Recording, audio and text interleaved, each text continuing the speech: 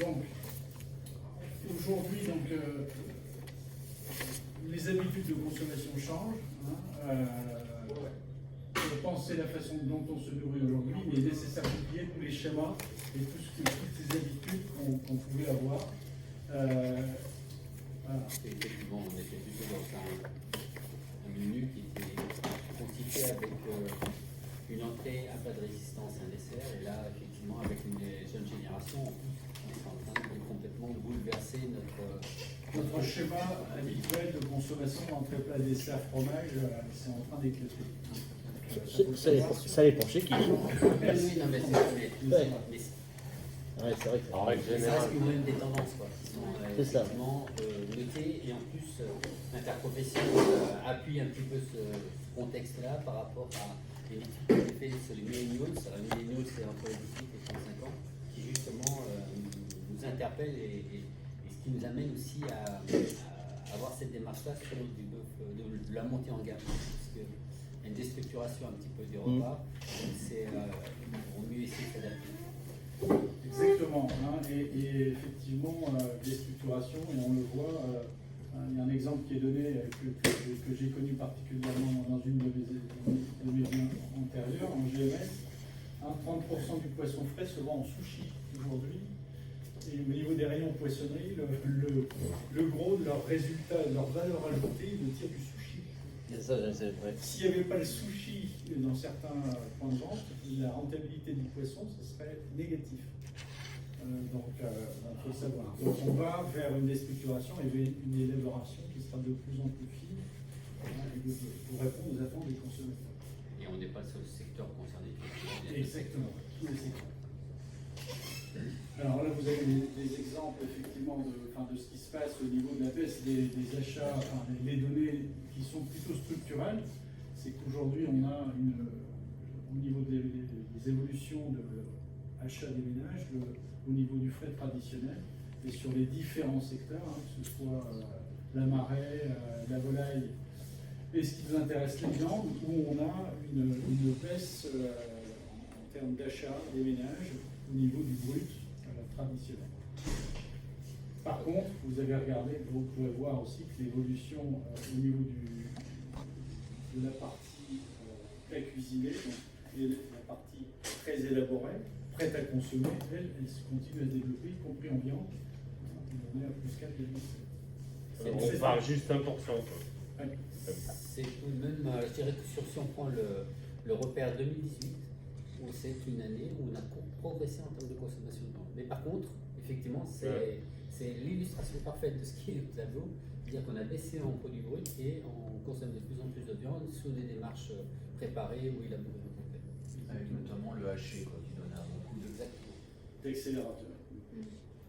Le haché, oui, on fait le haché, c'est quasiment 50%, c'est ça, Philippe, de ce qui Alors le haché, maintenant, depuis le mois de juillet, on a dépassé les 50%.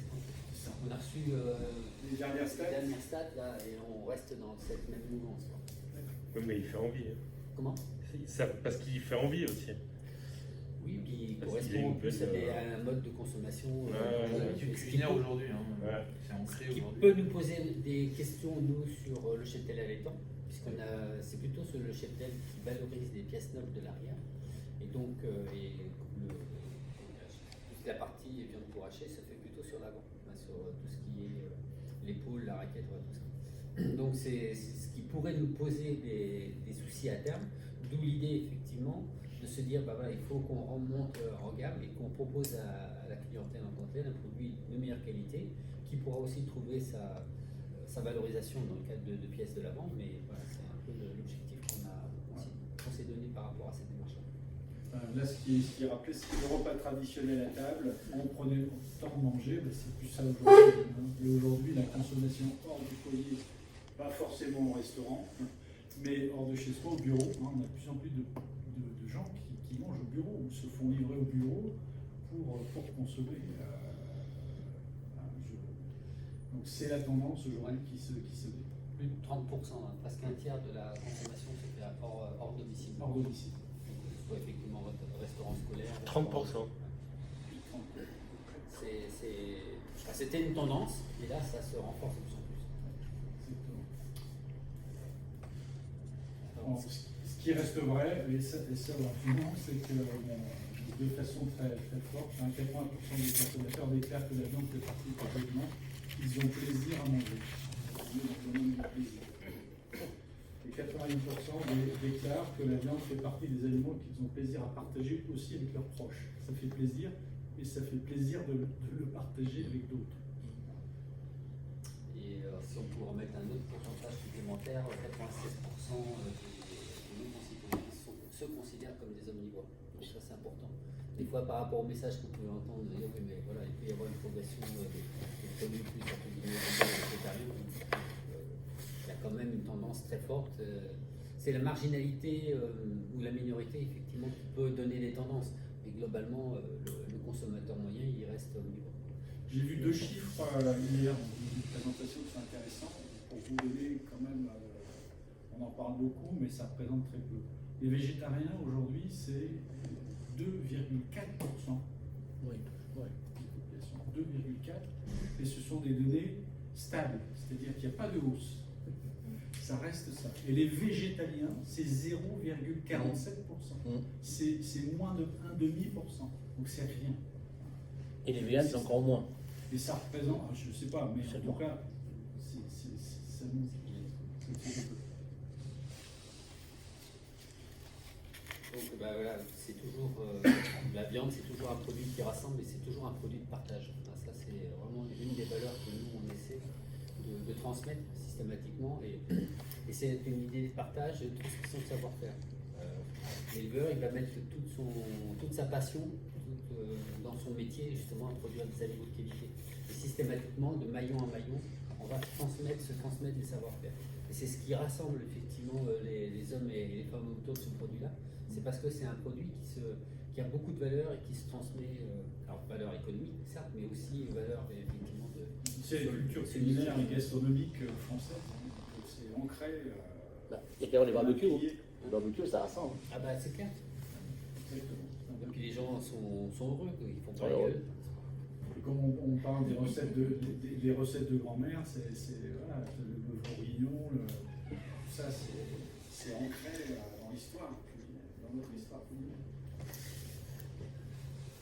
Donc voilà, c'est Voilà. dans le cadre de notre label rouge, hein, c'est vraiment de la place pour une viande emblématique, une viande qui réunit, si elle s'inscrit dans les tendances et les codes d'aujourd'hui. Donc c'est vrai qu'au travers du label rouge, on va y mettre aussi un certain nombre d'éléments, je dirais, efficients, éthiques, en tant que tel, sur la valorisation et la qualité du produit.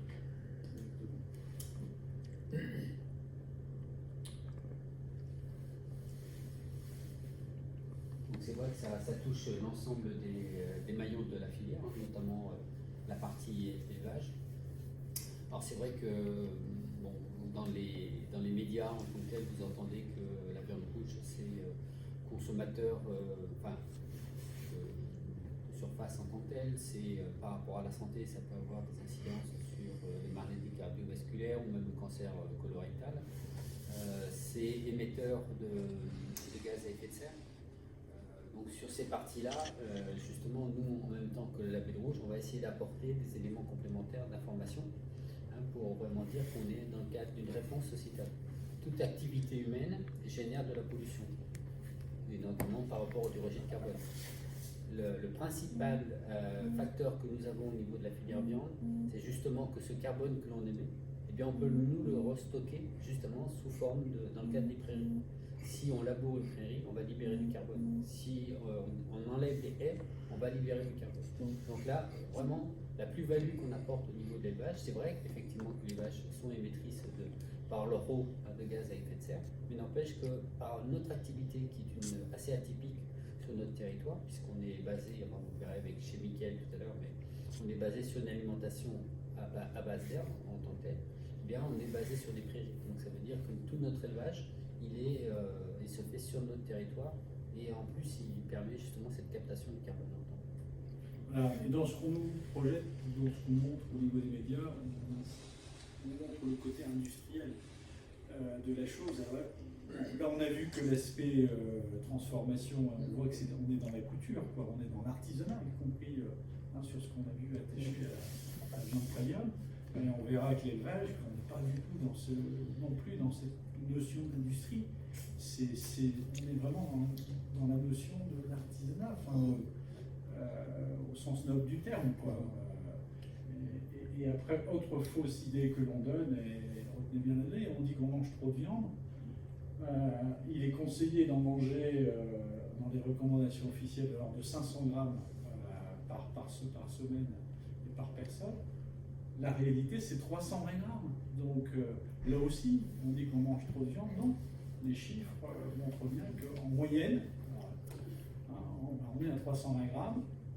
Pour 500 grammes recommandés en termes de consommation. Donc, non, c'est pas grand-chose, c'est le Fonds international justement de la recherche sur le cancer. Donc les 500 grammes, c'est de la viande cuite. Voilà. Tout confondu, viande. Ça veut dire 750 grammes de viande crue. D'accord. La viande cuite. D'accord. C'est les 500 grammes, là, on est sur de la viande de boucherie. D'accord. La viande de boucherie, c'est le total du bœuf, du veau, de l'agneau, de la viande de chèvre, de la viande de porc frais et la viande équine. Bon, mais, tout en sachant que chèvre puis équin, on en mange pas grand-chose. Donc là, l'étude du CREDOC, qui a été commanditée par l'interprofession, c'est une étude qui est faite aux alentours sur 1800 personnes à peu près, tous les 3 ans. Donc en 2013, nous étions à 370 grammes par adulte de plus de 18 ans. Aujourd'hui, nous en sommes à 320 grammes. Donc on a perdu 50 grammes en 3 ans. Donc 50 grammes, vous multipliez ça par 50 semaines, c'est 2,5 kg de viande de boucherie que nous avons perdu. Donc aujourd'hui, sur l'aspect nutritionnel et santé, on considère effectivement que nous sommes, qu'on mange trop de viande. Là aujourd'hui, on est plutôt des petits consommateurs. Alors après, dans notre population, il y a des gens qui en consomment un peu plus que ça, mais globalement, on consomme aux alentours de, même pas 70 grammes maintenant de viande par semaine. Vous voyez un petit peu qu'on est vraiment des petits consommateurs. La volaille est comptée dedans, la volaille aussi? Comment? La Non, volaille? ça c'est hors volaille. Ah d'accord. Ça c'est hors volaille. Moi je vous parle de la viande de boucherie. Donc je répète, la viande de boucherie c'est bœuf, veau, agneau. Donc le porc frais, plus effectivement. Alors, porc frais, c'est pas toute la charcuterie, c'est pas le jambon, tout ça. C'est vraiment. Oui, côte de porc, côté la côte de chèvre, porc, côté chine, surtout. Et puis, autre élément essentiel par rapport à l'élevage, c'est tous les services que l'élevage apporte sur le territoire. Parce qu'un éleveur, à peu près, fait travailler 6 ou 7 personnes de façon induite. Donc, maintenir des élevages sur le territoire, c'est aussi avoir de l'activité économique, une économie rurale complète. Donc, ça va nous apporter, notamment sur la question de l'emploi, ça va nous apporter effectivement de la richesse, de la valeur ajoutée sur le territoire en tant que tel, mais aussi sur le plan environnemental, comme on le disait tout à l'heure, du fait qu'on a des prairies, ça protège notre environnement. Donc l'élevage est vraiment c'est multifactoriel et ça va nous apporter une multitude de services en tout. Donc ça c'est aussi un élément essentiel par rapport à la démarche du label rouge, qui est, elle associe le fait qu'on apporte toutes ces dimensions, qu'elles soient sociétales, sociales, économiques, environnementales, mais en plus, on fait une augmentation en gamme en termes de qualité, justement pour que le consommateur il ait le plus de satisfaction possible, et qu'on ait moins de déchets ou de rejets possible. Donc voilà, c'est un peu toute la philosophie de la démarche label rouge en tant que. Après, je ne sais pas si Anthony, toi tu veux rajouter des choses, mais. Il ne faut pas oublier que les éleveurs, pour aller dans le même sens, entretiennent aussi le territoire, ça va dans ce sens-là. Donc, comme tu l'as dit, il y a toute une économie qui est faite et qui marche aujourd'hui en campagne. Une campagne sans vache, ça pas si bien. Alors sinon, oui, simplement là, pour rappeler que surtout les nouvelles générations milléniales sont très sensibles, ils considèrent que par leur héritage, on n'aura pas forcément envie ou qui sont dans une, comment dire, dans un monde où ils ont envie de comprendre et de découvrir les choses en profondeur et puis de se les approprier et surtout d'individualiser. C'est-à-dire qu'aujourd'hui, on a des gens qui sont surinformés, qui font plus forcément confiance à tout ce qu'on raconte, d'ailleurs, à tellement fake news qu'ils font gaffe. Donc, par contre, ils sont très sensibles justement à toute cette notion de nutrition et du soin, enfin le soin de leur santé, de leur corps. Et donc, tout ce qui est label, le bio, le sans gluten, on voit plein de choses qui se développent, y compris des applications, les Nutri-Score, donc, tout ça c'est important. On va vers cette dimension-là de transparence et puis d'aller vers le plus vrai par rapport à l'annonce qui est faite, quoi, et le plus certifié possible. Et puis les gens ont besoin d'être rassurés. D'être rassurés. C'est surtout qu'aujourd'hui, s'ils veulent une information, ils vont la trouver Ils vont la trouver. Enfin, c'est greffé à la main, quoi. Exactement. C'est qu'on va l'avoir directement si on cherche l'info. Il y Il a faut ça, faire attention à cette information. Et il ne faut pas oublier que on parlait d'être rassuré. Ce qui a rassuré les gens dans la consommation de viande aussi, on a eu des périodes de crise de la vache folle. Le label rouge a été partie intégrante et a rassuré le client avec cette triste période de la crise de la vache folle. Le label rouge, justement, en termes de traçabilité, a rassuré beaucoup de consommateurs. Voilà, là c'est toute cette notion justement du sens, c'est-à-dire que entre ce en quoi je crois, notamment dans le monde de demain et dans le monde dans lequel je vis et celui de demain, et ce que je fais, c'est d'être au plus près, que les deux notions soient le plus proches possible au niveau de l'individu, dans leur comportement.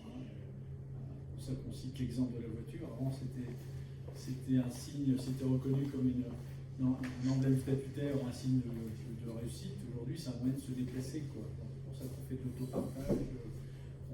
On essaie de réduire l'empreinte écologique au niveau effet de serre par ce covoiturage, tout ce qui se développe dans la matière. C'est vrai pour la conso. Non, mais moi, je vois qu'il y a beaucoup d'animations dans la viande. Les gens, tous les week-ends, ils me posent des questions. D'où vient la viande? Est-ce que c'est un produit fermier? Besoin d'être rassuré. Ils ont besoin. C'est exactement ça. Que ça soit d'une saucisse, ça soit d'un n'importe quoi. Les gens ils disent mais quand je vais à Laval, c'est de la Goronnais, c'est un petit producteur local. Les gens ont besoin de savoir. Il y a aussi cette dimension-là en plus. Ils veulent savoir si c'est un producteur local. Les gens aujourd'hui, même en viande rouge, disent c'est du local, moi j'achète. Si c'est non, je veux pas, je veux du local. Et les gens reviennent au local. Le label rouge, effectivement, va pouvoir t'apporter cette Justement, c'est du local. C'est ça qui me plaît. réponse. Ah non, mais les gens aujourd'hui, bon, ils sont à fond dedans. C'est vraiment. Donc voilà, donc la viande doit aussi prendre en compte ses attentes, c'est-à-dire offrir la capacité à raconter une histoire, donc le sens, donner le sens, qui répond aux attentes d'aujourd'hui, à la fois le bien pour mon corps, mais aussi le bien pour l'environnement. Le bien, en fait, c'est le qu'on doit raconter et que raconte la viande. Donc voilà, c'est bien résumer ce qu'on a évoqué jusqu'à maintenant. C'est confirmer l'enracinement dans le terroir. Ça, c'est vraiment des labels de race ou que ce soit des labels de terroir, d'autant plus. Donc les fermiers du Maine, les fermiers de Vendée pour chez nous, par exemple, là, on est vraiment ancré dans le territoire. Et puis les notions qu'on a abordées tout de suite, c'est sur le respect de l'animal, le respect de l'environnement, tous ces éléments sont de plus en plus repris dans cette éthique de production. Puis avec l'idée qu'on n'a pas forcément d'impact négatif sur la santé. On a plutôt un impact positif, puisque on est des petits consommateurs. Donc voilà, ce qui nous est dit, c'est que l'avenir de la viande de bœuf passe par le respect d'un contrat de base. Donc ça, c'est effectivement l'engagement que prennent les éleveurs, mais aussi les autres acteurs de la filière dans le cadre de la démarche de la FDJ. Et puis d'essayer d'apporter une valeur augmentée, c'est-à-dire donner du sens à la consommation. Donc c'est résumé, je veux me faire plaisir en mangeant du bon, à condition que ce soit bien fait et que ça me fasse du bien. Voilà. résumé qu'on peut. Et ce qu'on a vu notamment ici, c'est la notion aussi de régularité. C'est-à-dire que le but, c'est pas de faire rien une fois de temps en temps. Mais c'est entre la promesse qui est faite et ce qu'on va trouver, on va le trouver durablement dans le temps. Et parce que je pense, moi je suis convaincu qu'un des freins au niveau de la consommation de la viande, c'est le fait que parfois c'était on jette les pièces, on ne sait pas comment ça retombe, et une fois c'est bien, une fois c'est pas bien. Alors que Manque de là, rigueur. Ouais. on a la régularité, la constance. Voilà. Ah bah, c'est sûr que le client, s'il voit que son boucher fait la même viande, mais le boucher, s'il voit que son livreur, bah, c'est sûr qu'il y a un suivi. Hein. Exactement. Et donc ça, au niveau de l'interprofession, je crois qu'on a très bien reçu ce message-là. Donc c'est pour ça que ça a commencé déjà par une campagne de communication qui est beaucoup plus transversale, qui s'appelle Aimer la viande, mangez-en mieux. Il ne faut pas comprendre ce slogan comme étant mangez de la viande, mangez-en moins. On est vraiment dans cette logique-là de mangez-en mieux. D'où le lien effectivement avec le label rouge. Et ça fait aussi suite aux travaux qui ont été conduits dans le cadre des états généraux d'alimentation, où la section bovine d'Interbev a sorti un plan de filière. Donc un plan de filière justement qui respecte 4 axes. L'axe de l'environnement, l'axe du bien-être animal, l'axe de la montée en gamme en termes de qualité, mais aussi l'attractivité et l'éthique en termes de rémunération. Donc voilà, c'est un petit peu les valeurs que souhaite porter la filière bovine en tant que telle. Donc voilà, dans ce plan de filière, il a été identifié le fait de faire progresser le label rouge, parce que ce significiel de qualité, il est connu et reconnu aussi par les consommateurs. Donc il y a une volonté de passer de 3% à 40%.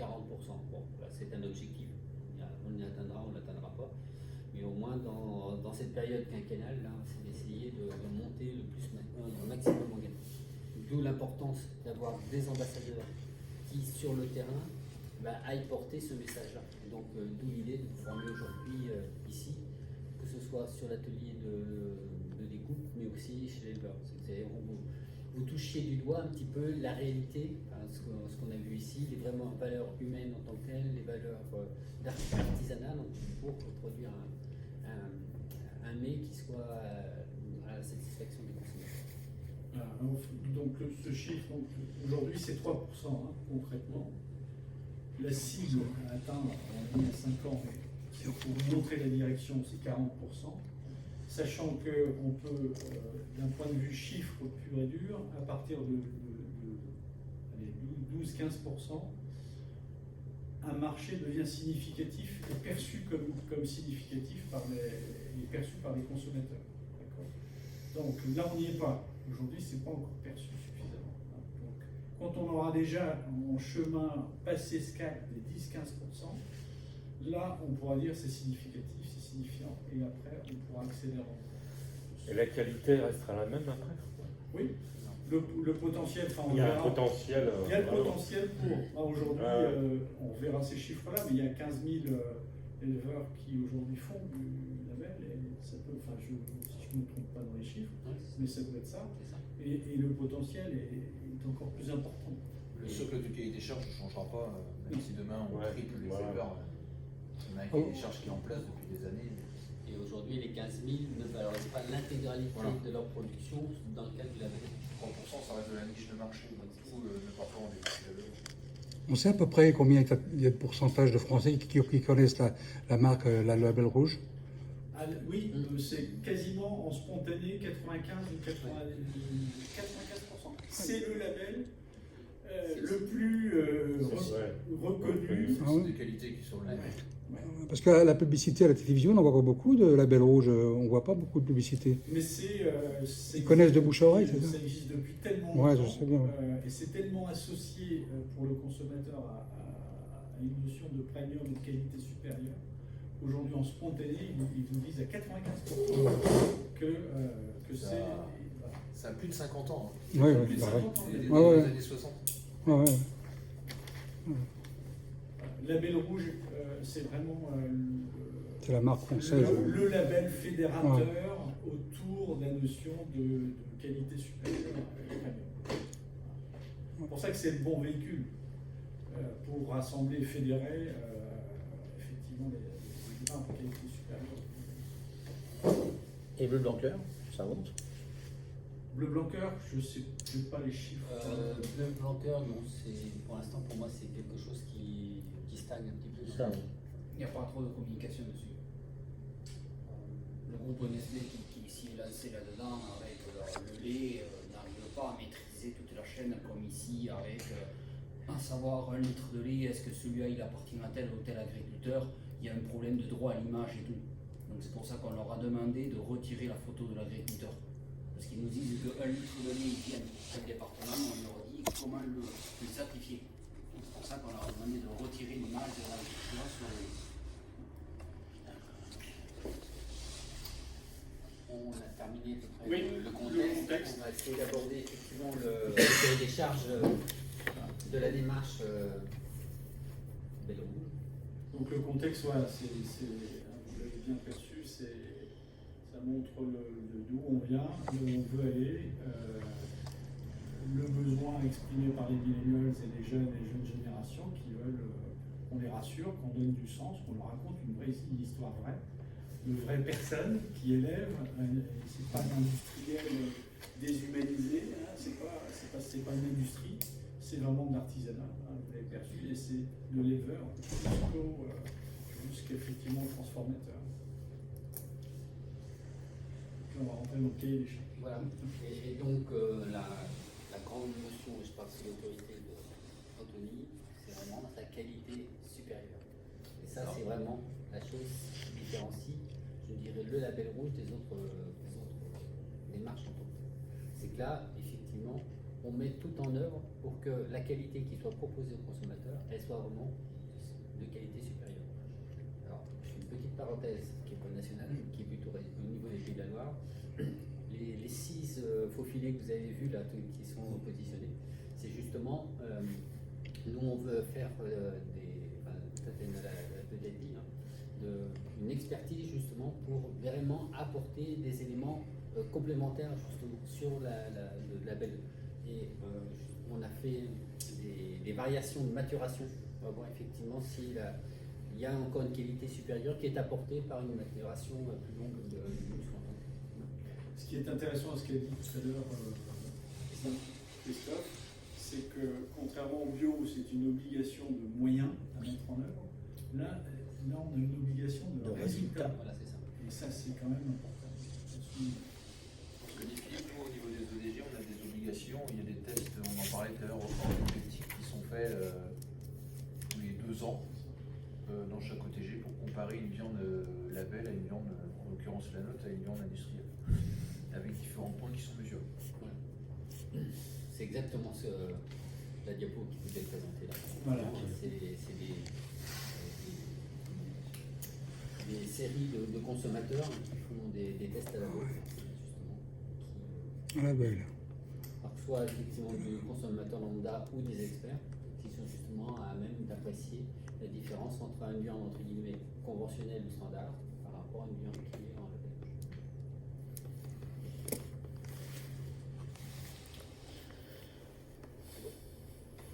Si vous avez des questions, N'hésitez pas. on a un éminent spécialiste qui s'appelle Anthony. Donc des conditions concrètes effectivement en matière d'élevage. Donc un exploitant n'engage pas l'ensemble de ses animaux dans une démarche label rouge en tant que tel. Et en plus, nous ici on est vraiment sur des femelles, enfin des femelles, aussi on est sur des femelles, mais sur des races de qualité bouchère. Bon, là, vous avez à peu près les 10 plus grandes races qui sont représentées. Et après, vous pouvez avoir aussi des typicités locales, comme par exemple chez nous, on peut avoir la maraîchine ou même la saunoise. Mais là, on n'est pas dans les marches label rouge en tant que tel. Mais ici, vous avez effectivement ces 10 races-là qui nous servent de support pour mettre en œuvre la démarche label rouge. En race pure. Alors ça, c'est aussi une particularité de notre pays.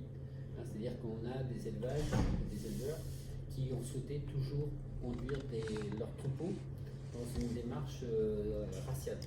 Pourquoi? Parce que quand on a une race spécifique, où les caractéristiques sont bien définies en tant que telles, c'est plus facile d'apporter de la sélection et de l'amélioration génétique par la génétique en tant que telle. Et donc le fait d'avoir des races pures, chose qui nous est un peu qui est recherché par d'autres pays, puisque des fois on expédie aussi des carcasses de jeunes bovins sur l'Allemagne, l'Italie ou la Grèce. Et bien ça, c'est des choses qu'ils recherchent parce qu'ils savent effectivement qu'au travers de la viande d'un jeune bovin charolais ou d'un jeune bovin viande aquitaine, on va retrouver des caractéristiques et des spécificités. Vous connaissiez ces races-là? Limousine. Ouais. Limousine. Ah ouais. Il n'y a pas que les limousines. Hein. Oui, il y en a d'autres, moi je connais pas trop. On a vous avez de ce jeune homme ou pas? Ah oui. C'est où déjà? C'est bah oui, là-bas. Ah, Sachant que les trois premières, vous les connaissez, hein, ça va être surtout la charolaise, la limousine et la boucle aquitaine. Ces trois-là sont les plus importantes en termes de C'est ça. production. Pays de la Loire, 38% de charolaise, quoi. mais la plus connue, c'est la limousine, je crois, non? Non, c'est pas. Je sais pas de. Les trois, ouais. Chez nous, voilà, si on va dans le nord des Pays de la Loire, hein, le nord-ouest des Pays de la Loire, la Rouge des Prés, c'est quand même une race très près du monde.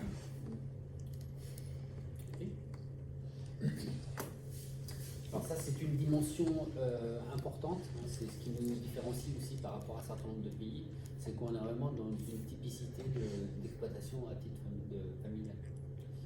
Aujourd'hui, la moyenne, c'est 60 vaches allaitantes par exploitation, globalement.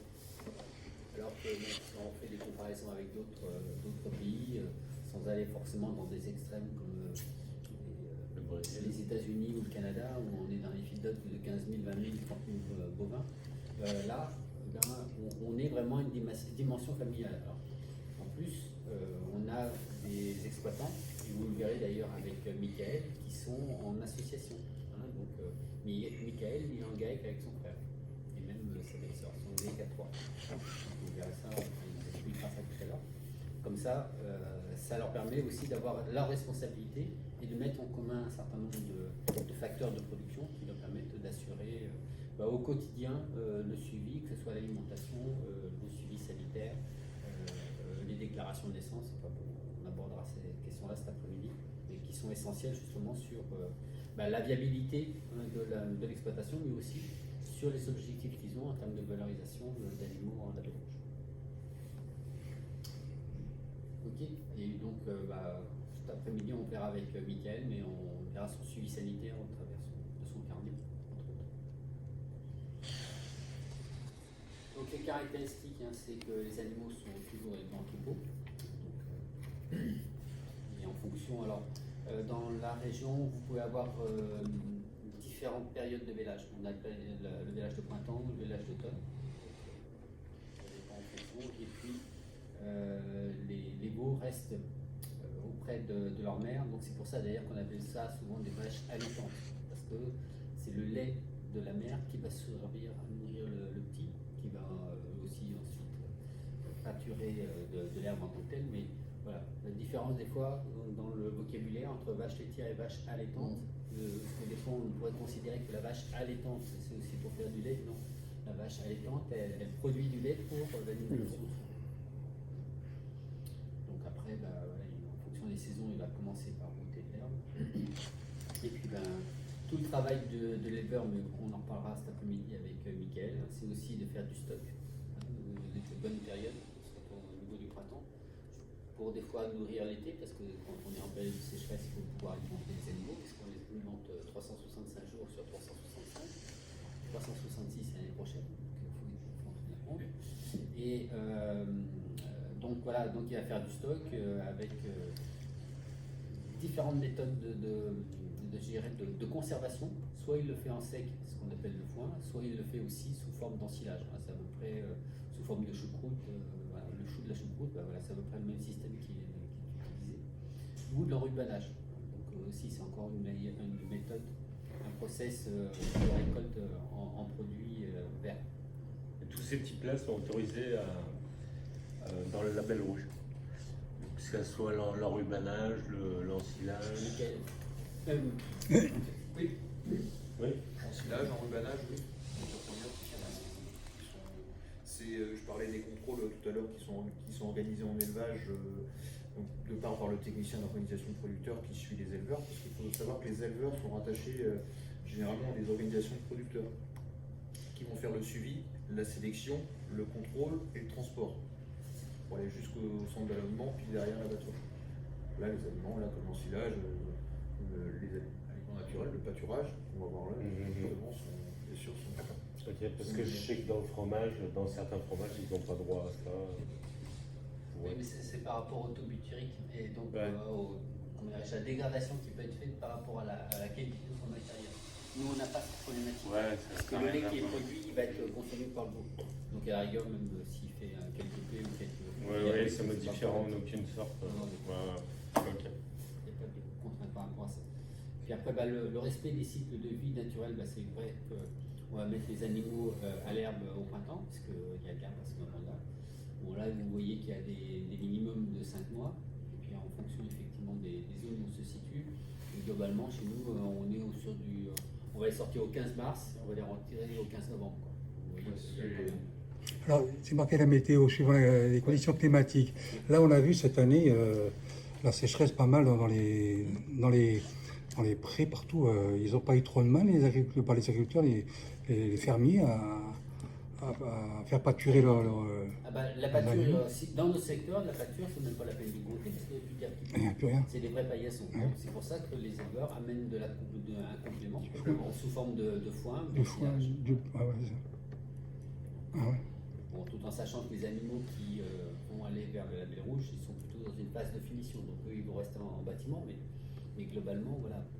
Et c'est le même complément qu'on apporte l'hiver, quand, alors moi, pour mon cas personnel, je suis sur la Bretagne, mais quand les prairies sont trop arrosées et qu'il n'y a pas de valorisation derrière pour les animaux, on les complémente avec notamment le rubanage.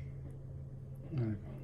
Alors après, vous avez tout ce qui, on parlait du lin tout à l'heure, le tourteau de lin, la pulpe de betterave, c'est ce qui arrive, ça dans les aliments de finition. La vache est un animal qui a besoin de beaucoup d'encombrement dans sa panse en tant que telle. Donc il faut apporter des quantités minimales. Donc soit la prairie est suffisante en tant que telle et elle va se nourrir.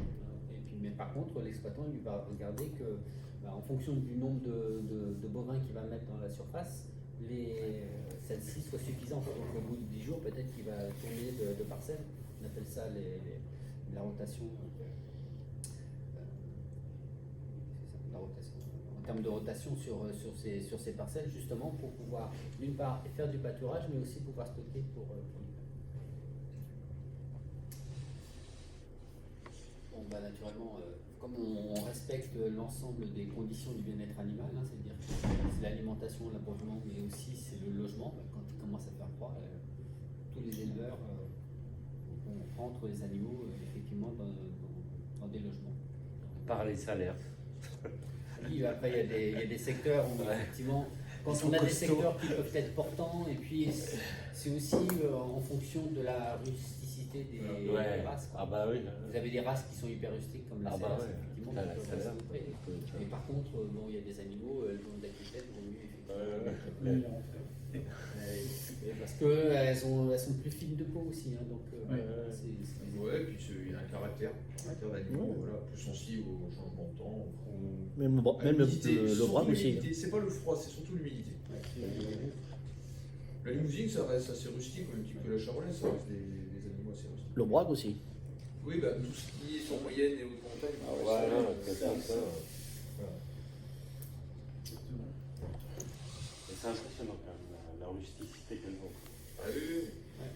les vaches accordéons, c'est ça. C'est Elles se débrouillent toutes seules pour véler. C'est vrai, Elles ont des qualités de fou, il paraît. C'est une bonne viande. Ok.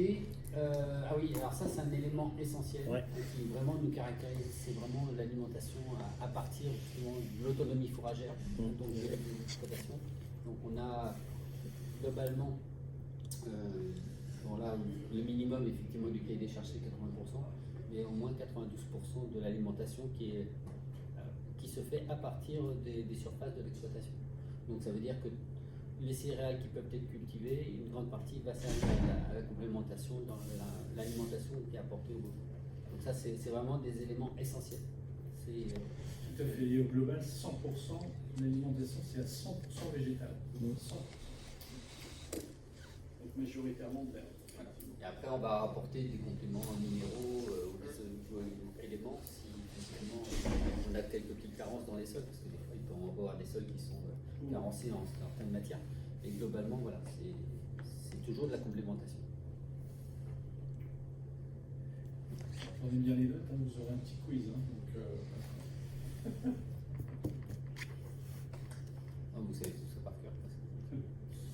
Et donc après, on met des céréales, effectivement, des légumineuses, des oléagineuses.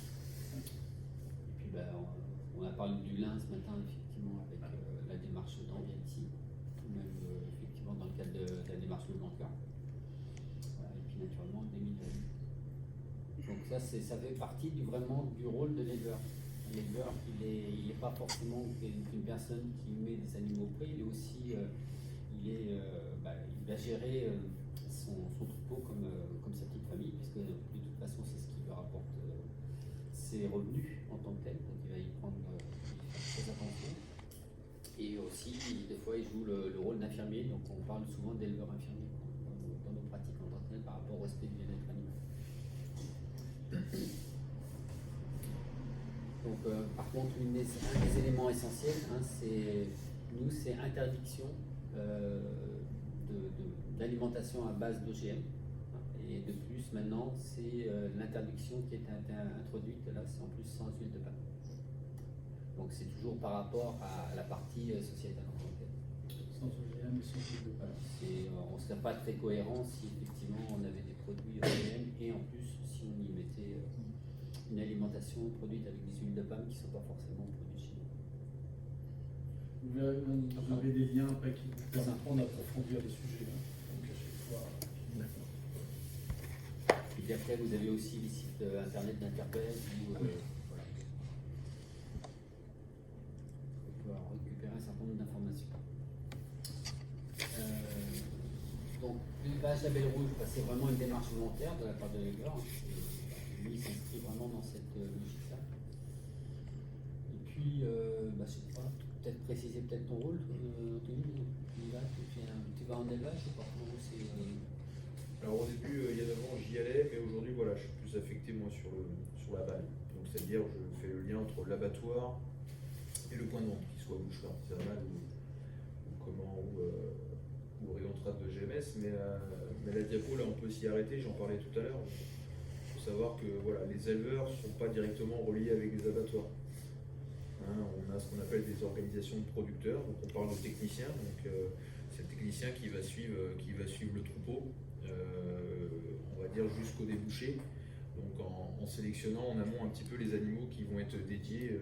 Philippe en parlait tout à l'heure, vous n'avez pas 100% du troupeau qui part en label. Il faut savoir que dans un label, vous avez des critères d'âge. Généralement, on va sélectionner les animaux de 28 mois jusqu'à 9-10 ans aujourd'hui. Alors 75% de la commercialisation, c'est de 28 mois jusqu'à vache de 5-6 ans. Donc le 75% là, les animaux vont partir en label. Alors derrière, vous avez tout ce qui est critères de labellisation. On parlait tout à l'heure de conformation, de poids, d'état d'engraissement. Donc on rajoute ces critères-là en plus pour avoir un animal optimal arrivé en boucherie. Vous avez un gros travail en amont qui est fait de sélection dès le début. La notion d'âge que évoque Anthony est essentielle. C'est-à-dire qu'à partir d'un moment où un animal commence à vieillir, c'est ce qu'on appelle la fonte musculaire. Enfin, pour nous, ça va être la même chose. Sans rapproche, mais globalement, ça veut dire que c'est un animal qui perd en poids et qui perd en qualité de muscle. Ouais. Donc, comme on ne veut pas être déceptif vis-à-vis du consommateur, c'est pour ça qu'il y a une limite maximum en termes d'âge. Jusqu'à quel âge alors? Des cahiers des charges qui vont jusqu'à. Certains cahiers des charges, ça dépend des OBG, certains vont jusqu'à 8 ans. Ouais, c'est ça. Nous, on avait opté 10 ans. Alors, 10 ans parce qu'on s'est retrouvé dans des périodes où on avait moins d'approvisionnement. Et de temps en temps, dans ces bêtes de 8-10 ans, il y avait des bêtes un peu qui étaient intéressantes, qui avaient encore du potentiel, et qu'on était content de retrouver dans la filière. Donc, généralement, voilà, c'est 8-10 ans. Après, au-delà, ça va être plus compliqué, non pas dans les parties nobles à arrière, c'est surtout dans les parties avant. retrouver les parties à bouillir, vous allez avoir des viandes, dans les viandes plus longues notamment, ça va être plus dur, ce qui est normal, hein. Une vache qui a fait 5-6 veaux, il faut comprendre qu'à un moment donné, en termes de tendreté, c'est plus compliqué, notamment dans les avants. Donc voilà. Mais comme je disais, pour ma partie, moi, le gros de la commercialisation, on va jusqu'à 5, 6, 7 ans. Voilà. Au-delà, c'est plus compliqué. Puis après, comme on l'évoquait tout de suite, hein, tous les animaux n'ont pas forcément les capacités à faire du label rouge en tant que tel. Donc ça c'est tout le travail de l'éleveur, mais aussi du technicien, hein, de l'OP ou effectivement du commerçant, qui lui va être à même effectivement d'identifier les animaux qui vont pouvoir rentrer dans la planification du label rouge. Voilà. Donc ça, C'est ça, c'est quoi? C'est à peu près 3 bêtes sur 4 qui le retenus? Alors moi je vais prendre pareil mon cas personnel. Aujourd'hui j'ai 350 éleveurs sur le Grand Ouest dans ma filière. 350 éleveurs, on fait 3500 animaux à l'année qui partent en label. Ça va vous faire 8-9 animaux par éleveur. C'est pas trop mal. Alors après c'est pareil, on a tout, hein. Moi j'ai des gens qui ont un troupeau de 15-20 vaches et qui font une autre activité à côté, laitière ou hors sol, et puis on va jusque des éleveurs, notamment ici sur la Vendée, qui ont 120, 130 animaux et qui sont spécialisés dans la race alitante et qui font que ça. Et parce qu'ils ont la génétique, parce qu'ils ont Voilà. effectivement les animaux qui correspondent à ce marché-là. C'est vraiment dans la démarche volontaire en tant que telle. C'est parce que il veut produire un animal qui répond effectivement à une qualité supérieure. C'est vraiment tous ces éléments-là qu'il faut. Et il met tous les moyens en œuvre, justement, que ce soit alimentation, suivi de surveillance du troupeau, pour qu'il ait ces animaux de qualité supérieure. Mais il n'y a pas un profil type d'éleveur. Il y en a plusieurs. Voilà. Non, ouais. D'éleveurs. Mais C'est ça. notre objectif, nous, par rapport à une montée en puissance de la belle rouge, c'est justement qu'on puisse essayer d'avoir un maximum d'animaux qui puissent rentrer conformes, hein, effectivement, qu'il y a des gens qui rentrent effectivement dans la démarche label rouge. Parce qu'aujourd'hui, vous pouvez avoir des animaux qui soient conformes au label rouge, mais s'il n'y a pas le marché, et ben, ces animaux-là ne seront pas valorisés forcément dans la valeur au label rouge en tant que tel. Donc, Ouais, et je vais même aller plus loin par rapport à ce que dit Philippe, c'est que vous aussi, on parlait tout à l'heure dans la visite des ateliers de steak haché, et justement sur ce problème d'âge dans les animaux de 8-10 ans qu'on a du mal à valoriser, c'est pourquoi pas demain aller encore plus loin, segmenter en cherchant un débouché, pourquoi pas sur du haché, sur ces animaux comme ça. Bien sûr. La restauration peut être aussi un transformer débouché. aussi, effectivement. Bah, quand ça représente 30% ou plus de 30%, Voilà. c'est important. Une notion importante, c'est la maturation. Puisque ce qu'on appelle effectivement au bout de 24 heures, on est dans la rigueur mortis. Donc la rigueur mortis, c'est effectivement la raideur cadavérique. Donc soit on peut consommer la viande tout de suite, juste après la mortalité, la mise à mort de l'animal, soit il faut effectivement attendre un certain temps. Et la maturation, c'est justement sous l'effet de l'acide lactique, la déstructuration des fibres musculaires. Donc plus on va effectivement apporter du temps dans certaines conditions de froid, d'hygrométrie, comme vous l'avez très bien précisé Christophe, eh bien on va effectivement permettre cette déstructuration des fibres musculaires et donc apporter de la tendreté. Et ce qui va intéresser aussi le consommateur, c'est par rapport au persillé, parce que le gras qui est je dirais, mélangé avec les fibres musculaires, c'est lui qui va apporter le goût. Le goût il est vraiment apporté par le gras. Donc c'est ça qui est essentiel dans la démarche du label rouge en tant que tel, c'est qu'en important le minimum de 10 jours de maturation sur la carcasse, donc ça doit être 13 jours maintenant sur les prêts à découper. Et bien voilà, là on est vraiment, ça fait partie des critères essentiels justement sur la qualité supérieure. Vous avez vu qu'ici, on peut pousser même un peu plus loin, donc ce qui est encore mieux. Parce qu'avec son modèle, effectivement, voilà, sous vide, la maturation se poursuit. Enfin, vous pouvez lui reposer une question. Plus lente. C'est ce qu'a dit Christophe. Parce qu'effectivement, il n'y a pas l'effet de l'oxygène qui génère ce qu'on appelle, vous savez, quand vous tranchez une viande, vous avez un phénomène de bordage. Donc, vous voyez, c'est justement la frontière entre le muscle et puis effectivement l'attaque de l'oxygène. Ben là, vous ne l'avez pas avec justement ce fil-là parce qu'il n'y a pas d'oxygène. Voilà. Et ben voilà, on on est arrivé à celui-ci. Voilà. Les 10 jours minimum de maturation carcasse et 13 pour la partie panne. La contractualisation, donc là c'est effectivement dans l'objectif de sécuriser les relations commerciales entre l'ensemble des acteurs, hein, que ça part pour l'ensemble par rapport jusqu'au distributeur en tant que tel.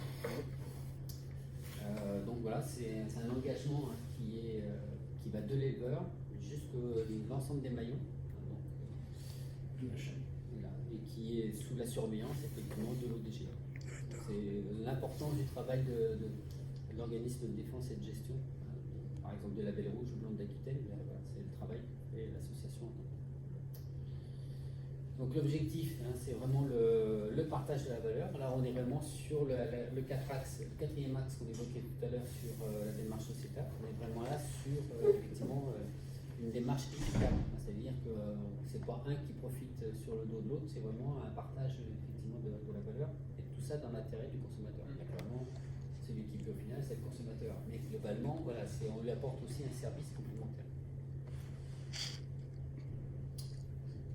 Voilà. Et puis,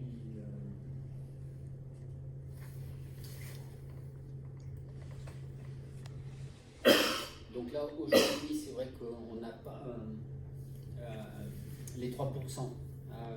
Alors, on n'a pas forcément de tirage de la démarche Label Rouge.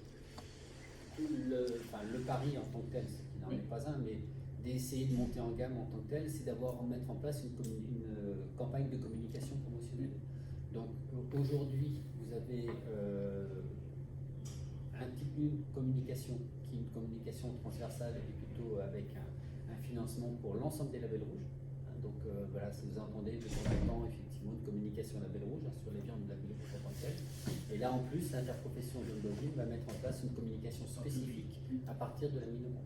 D'où l'importance de votre rôle, hein, c'est-à-dire qu'on va faire le lien entre la communication qui sera radio, qui sera aussi dans la presse, hein, qui a commencé déjà dans la presse, papier, et justement par rapport à votre mission, justement pour dire aux consommateurs, allez-y, vous n'avez pas de crainte à avoir, consommer de la viande dans le label rouge.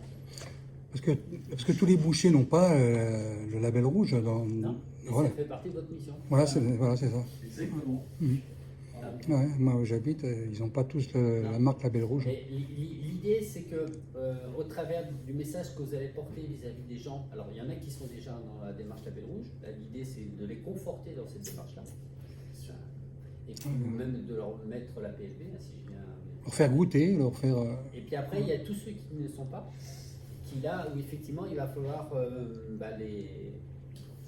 leur raconter une histoire, mais leur histoire vraie de ce qui se passe sur le terrain, de ce que vous avez pu voir ici, l'atelier de découpe, mais aussi ce qu'on verra cet après-midi, pour dire voilà, le label rouge, vous y allez les yeux grands.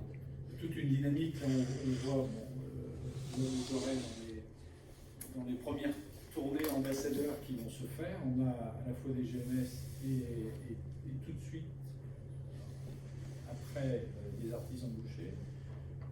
Dans les GMS, alors, vous allez visiter des carrefours et des U, qui eux ont décidé de s'engager, qui le sont déjà pour une partie, parce que je vois dans les 150, dans les 140, les 150 carrefours que vous allez visiter, il y en a déjà 70 qui sont engagés sur les GMS. Donc vous allez tenir plus un discours d'accompagnement avec les 70 qui sont déjà convaincus, il n'y a pas besoin de les convaincre. C'est de dire, moi je vais vous aider pour aller pousser le bouchon beaucoup plus loin, pour que ça prenne auprès de vos consommateurs de façon plus forte. Et après, vous en avez quand même 80 qui aujourd'hui n'en ont jamais vendu. Mais par contre, ils vont basculer en label rouge sur leur trad. Donc vous allez expliquer toute la démarche complète. Donc il va falloir aussi légitimer.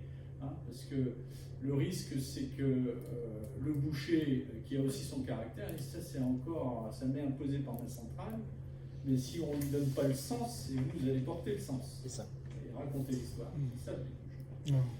Dans les artisans bouchers que vous irez voir, il y en a à peu près deux. Enfin, on ne peut pas voir, vous, les 250 qui seront à visiter dans un premier temps. C'est les 20, je veux dire, l'ensemble des ambassadeurs qui ont été retenus. C'est des gens qui nous ont dit, nous bouchers, on est intéressés par ça, mais venez nous expliquer, venez nous raconter.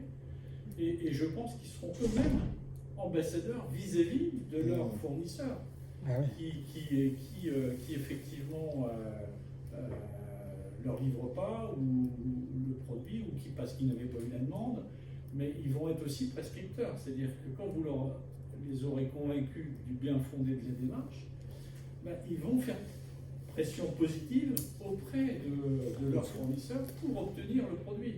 D'accord. Et souvent, et vous le verrez chez les artisans bouchers, on a ce que j'appelle des faux réfractaires. C'est-à-dire c'est des gens qui travaillent avec les éleveurs locaux. C'est-à-dire que c'est pas antinomique, au contraire. C'est simplement que ce lien de fidélité qu'ils ont avec leur éleveur local via leur fournisseur qui leur livre après le produit qui aura été transformé, mais il existe et ils veulent le maintenir. Il suffit simplement que l'éleveur à un moment donné soit converti au label rouge. Mais ça va continuer, la relation va durer.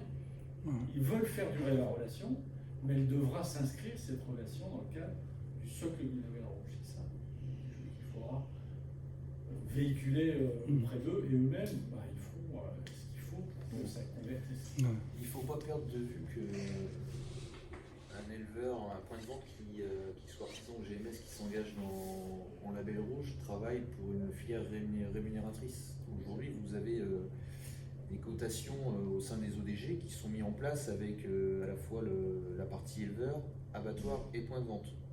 Donc il y a une transparence totale. Aujourd'hui, chez nous, un éleveur qui met un animal à l'abattoir, s'il sait à peu près en termes de poids et conformation ce que ça va donner, il sait combien il va toucher quasiment.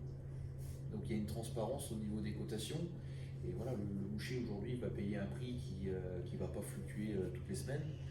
Donc le boucher travaille vraiment pour une filière qui tourne et qui gagne de l'argent, où tout le monde y retrouve son compte. Ça faut pas perdre de vue, et ça fait des années que ça dure. Pas commencé hier, ça fait des années que ça dure. On a un petit exemple, après je ne sais pas si les historiens vont en parler. Mais un élément essentiel, c'est effectivement sur la régularité de l'approvisionnement. Anthony en parlera beaucoup mieux que moi, mais il faut savoir aussi que l'exploitant, quand il va engager un animal, il ne va pas le sortir au bout de 8 jours. Il y a toute une période de finition qui est au minimum sur la période de finition de 4-5 mois. 4-5 mois. Voilà. Donc ça veut dire aussi qu'il y a toute une programmation qui doit se mettre en œuvre à partir du moment où il y a un magasin qui va s'engager. Donc voilà, c'est aussi des éléments qui font que dans cette chaîne, on est vraiment dans une chaîne de valeur et qui va commencer dès l'exploitant, qui va lui déjà engager une planification de son animal qui va rentrer dans le marché. Et ça va être que sur les carrefours ou sur tous les supermarchés Tout enseigne confondue. Toute enseigne confondue, à des rythmes différents et avec des consignes qui pourront être aussi différentes d'une enseigne à une autre. Mais ça, le but, comme vous avez vu, ici on est dans le cousu humain, et il y aura du cousu humain qui sera fait en fonction des enseignes.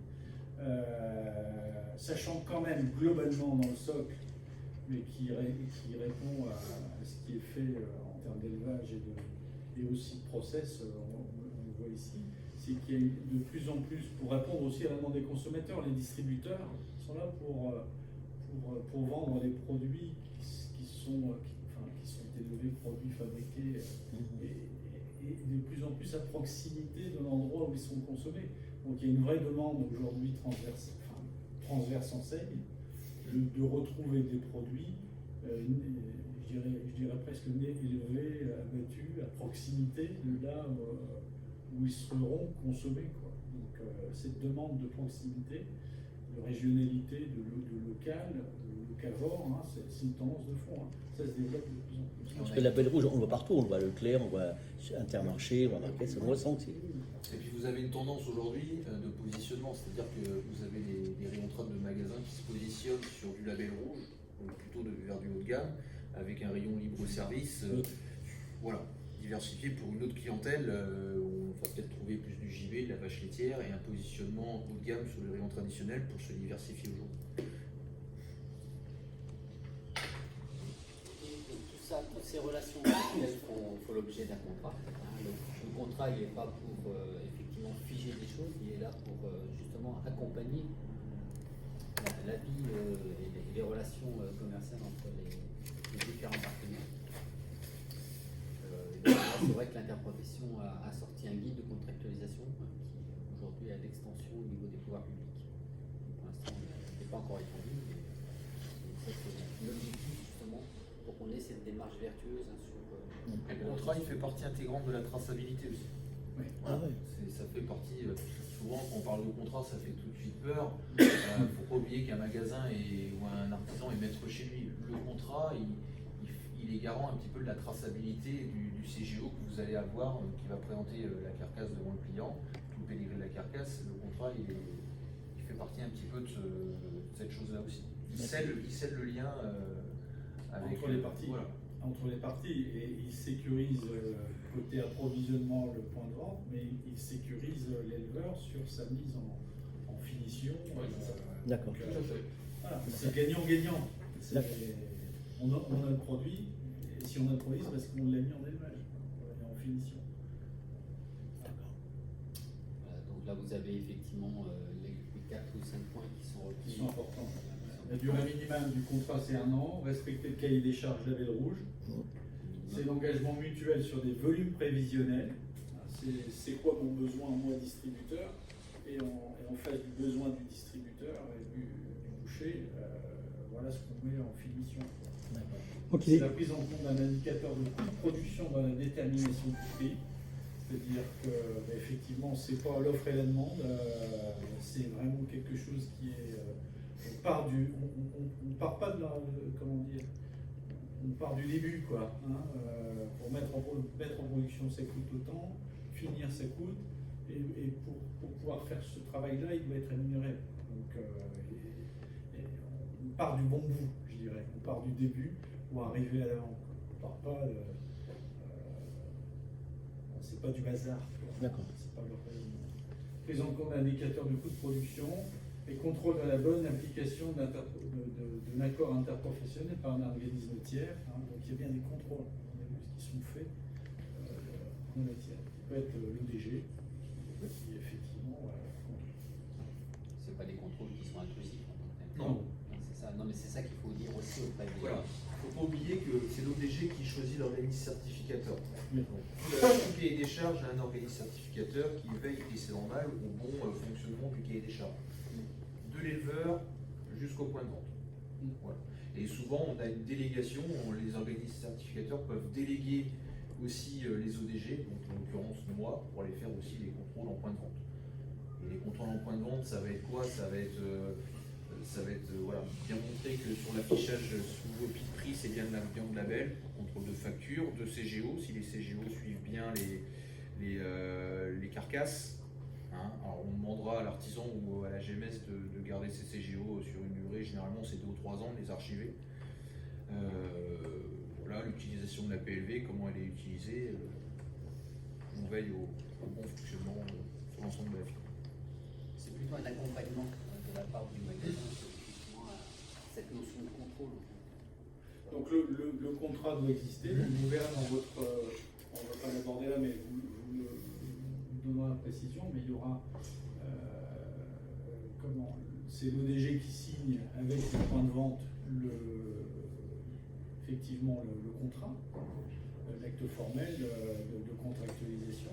Par contre, vous aurez dans votre rôle, en fonction effectivement de la race qui sera retenue par le boucher pour travailler effectivement sa viande label rouge, d'orienter vers les ODG qui peuvent y répondre. Sans aller jusqu'à dire qu'il faut travailler avec tel ou tel ODG. Non, vous devez être très neutre là-dessus, c'est répondre aux besoins du magasin. Si veut travailler le boucher de la Blande d'Aquitaine et qu'il y a, je vous dis une bêtise, 2 ou 3 ODG possibles, ben vous lui dites qu'il y a 3 ODG possibles, voilà ce qu'elles sont.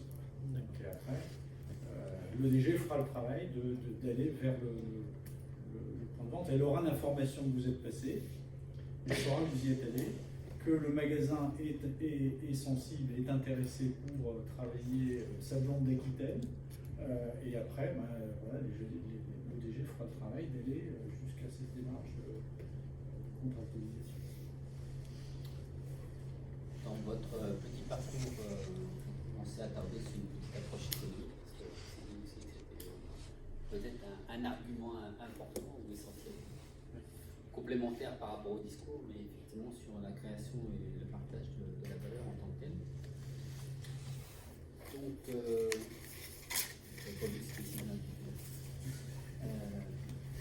donc c'était créer de la valeur en répondant aux attentes effectivement des consommateurs. L'outil principal, c'est le cahier des charges. Et donc le partage de la valeur, c'est l'outil de contractualisation qui va le préciser en tant que tel. Donc ça c'est effectivement c'est ce qui peut interroger un peu nos chefs bouchers sur voilà, est-ce que effectivement si je parle dans la démarche Label Rouge, je vais rémunérer mon rayon viande en tant que tel, ça peut être cette remarque-là qui peut vous être opposée. Et donc là, l'idée c'était d'essayer de dramatiser un petit peu, démystifier un petit peu tout ce contexte. Toutes ces questions. Voilà, pour repréciser vraiment les enjeux et les atouts de la démarche de la BD. Alors, donc c'est le prix d'achat qui est souvent effectivement le premier critère qui pourra vous être opposé.